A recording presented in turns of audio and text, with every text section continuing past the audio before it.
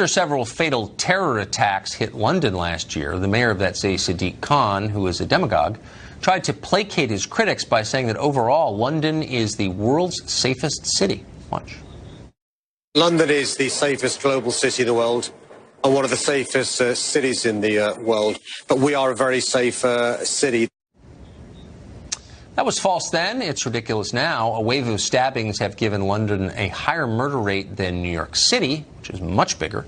On Thursday, 6 teenagers were stabbed in London in 4 separate incidents over just 90 minutes. Why is this happening?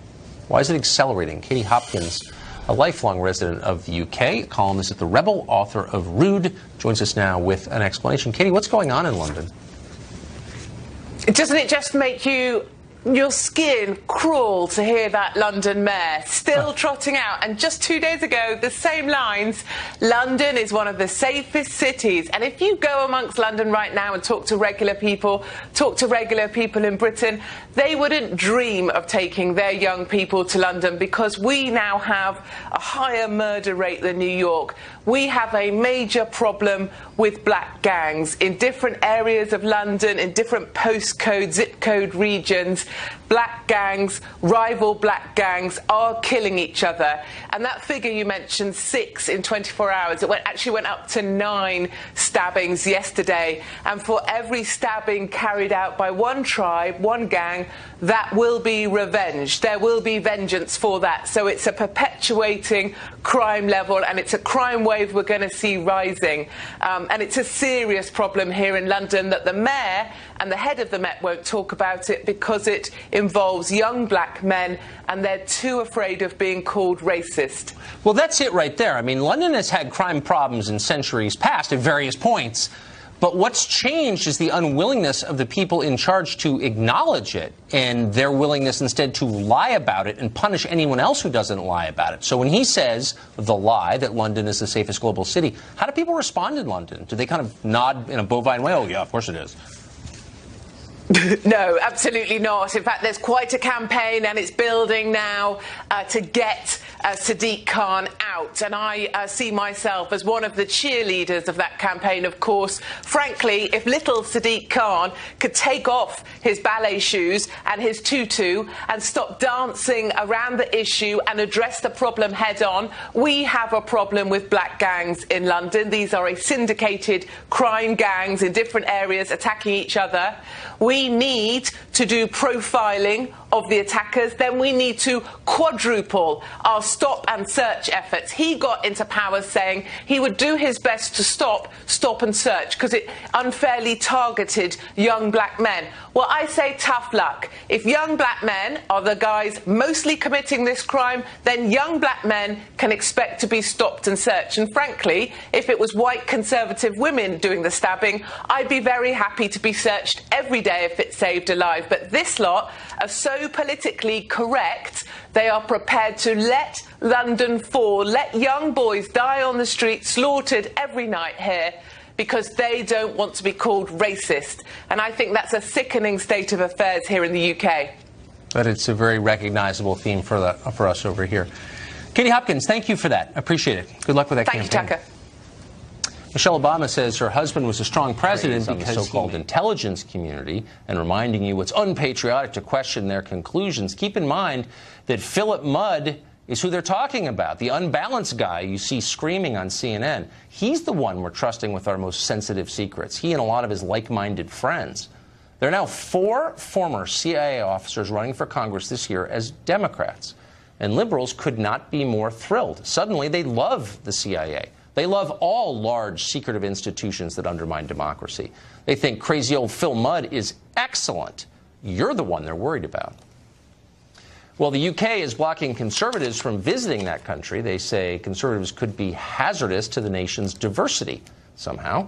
This past weekend, American YouTube personality Brittany Pettibone and her Austrian boyfriend were barred from entering the UK because they planned to interview Tommy Robinson, an outspoken critic of Islam.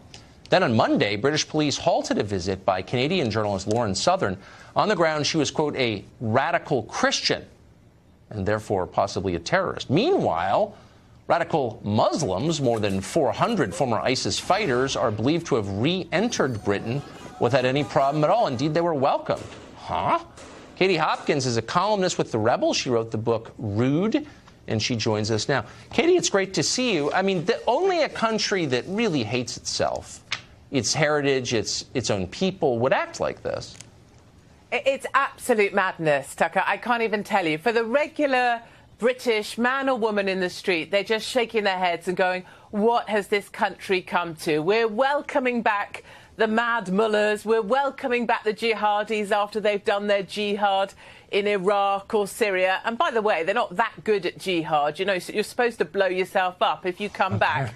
You probably weren't that great at jihad in the first place. Point. But we are turning away conservatives who just want to stand up for being Christian conservatives. And our Home Office here has sided with the Islamists of Luton. We seem to have some new blasphemy laws here in the UK that we didn't really know about, but are certainly being enforced. Blasphemy laws that are applied to Christians, but not to Muslims. So what undergirds this? So, of course, for centuries, Britain sent forth Anglican missionaries to spread Christianity around the world. And by the way, they did. And now they would not let those same people in their own country in favor of ISIS members. What animates this? Why the change? Why do they feel this way? There's this pervasive thought that's spread amongst liberals. It's amongst the Labour Party, the Democrats, if you will, and the Conservatives. We have a Conservative government in power. You wouldn't believe it. It seems to be that being white is considered wrong. Being Christian is considered wrong. Trump is wrong. And then there's a list of right answers. To be Islamic is right. To welcome back jihadis is right. We shouldn't prosecute them. We should embrace them. And it's really getting to a point here in the UK where, we're up there on the endangered species list. To be a white Christian conservative woman like myself, I'm right up there on the endangered animals list, up there with the black rhino. And the black rhino has got an advantage because he's black. So, the UK is a democracy, purportedly. You voted for Brexit. You still get to vote there for the time being. The majority of your population, I would bet you my card, does not agree with the policies I just described. Why are they putting up with them?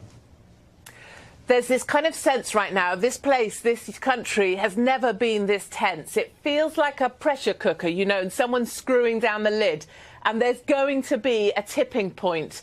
And that feeling of just people going to be rising up to say, right, no more of this. We will not be silenced anymore. And the thing is, people hold on to certain voices. There's a lot of support for these YouTubers that you spoke of that were banned. Yes.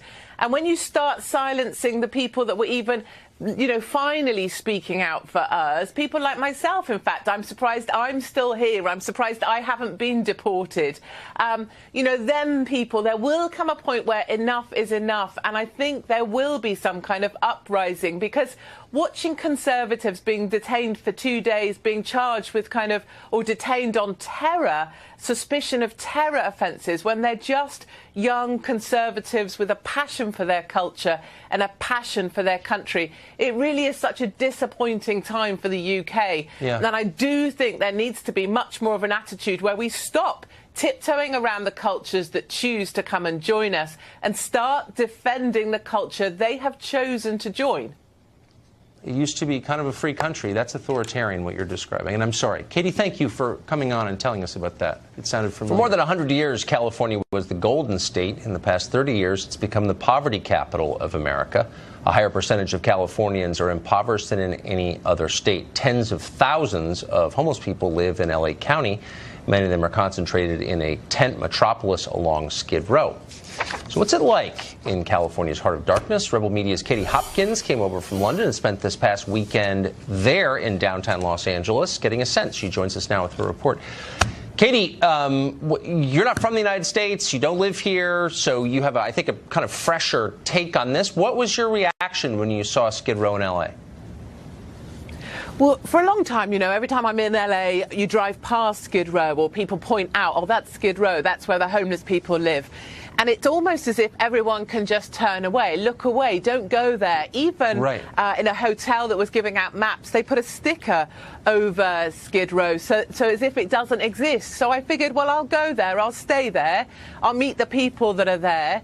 and I'll just see how big this problem is. And I can tell you, Tucker, it's like nothing else on earth. I've been to some migrant camps, but this is worse than that. It is one big sea of human waste and effluent and rats and filth. And the number of rats there just outweighs the population, which is in the order of 2,000 to 3,000 people living in these tents.